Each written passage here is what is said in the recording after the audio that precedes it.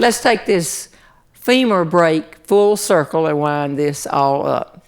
Several weeks, of course, after I got out of the house and was kind of moving along but not putting a lot of weight on it, I had to go back and see the orthopedic surgeon. And Tony, who couldn't have any time to drive me to DeLand, Florida, but she could drive me over to the clinic here in Alamance County. It was 5 minutes away. And we got the wheelchair out of the truck, and she pushed me in and got into the waiting room, and she said, "Where do you want me to park you?" And I said, "Over there at the end of that row next to that man that's sitting there."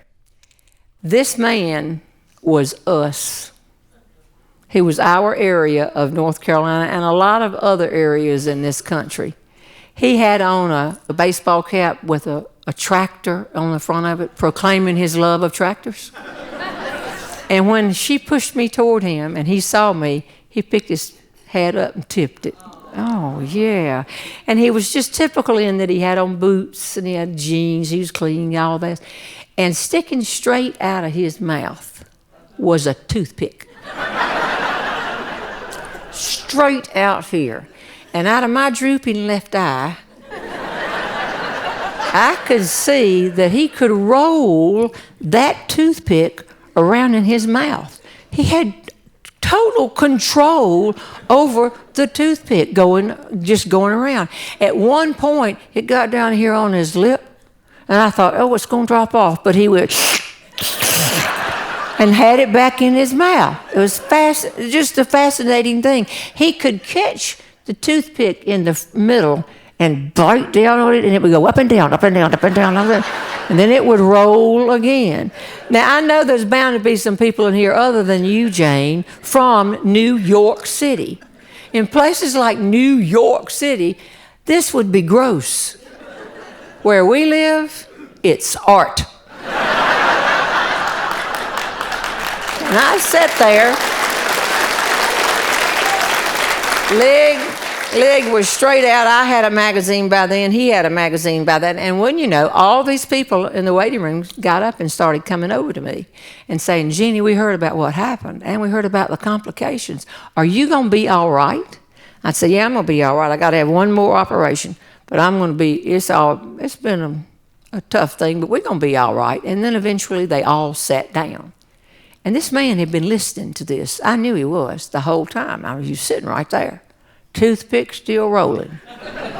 And he looked at me. He actually turned in the chair, and I could feel him looking at me. And he said, "Are you famous?" And I said, "No, I'm not famous. These people grew up in this county too, and I went to high school with half the people in this room. I'm certainly not famous. I go around the country telling stories and laughing, but I'm not a household word."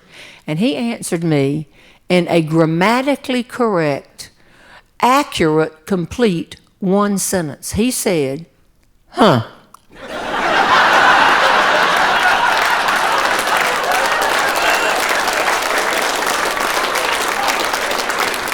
One word. Huh. I bet y'all can say it. Huh.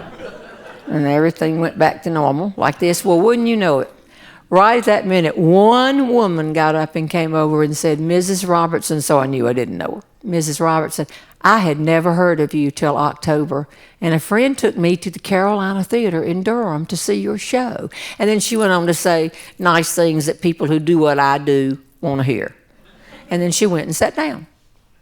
And I could feel the man looking at me, shaking his head, rolling that toothpick around. I could see it rolling. And he turned around to me eventually and said, "So you lied to me."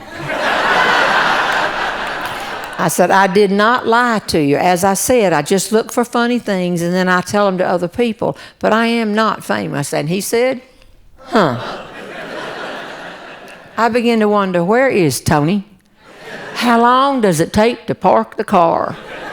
And I sat there a few minutes later, and my leg, don't forget, was sticking straight out in this cast on the wheelchair. And before long, he turned to me again and said, "Did you break your leg?"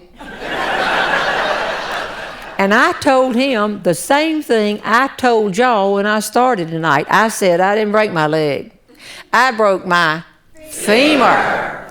And he said, huh. And I sat back, and this time I thought maybe he's gotten interested in his magazine, and that's it. I'm still sitting there just like that. But no. In maybe 2 minutes, the toothpick had been rolling slower. I knew he was thinking. You could just tell he was thinking when he was rolling it slower. He turned to me and he said, ma'am, I guess I ought to be embarrassed, but I don't even know where the femur is located.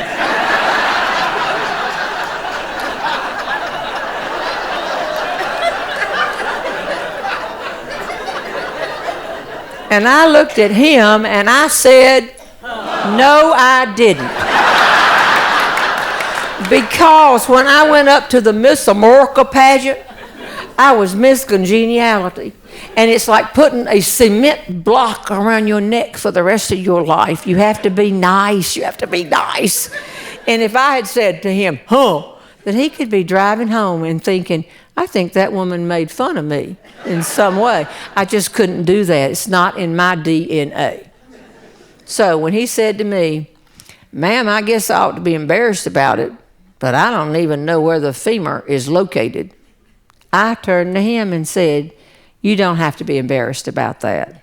You don't have to know where the femur is located because men don't have one.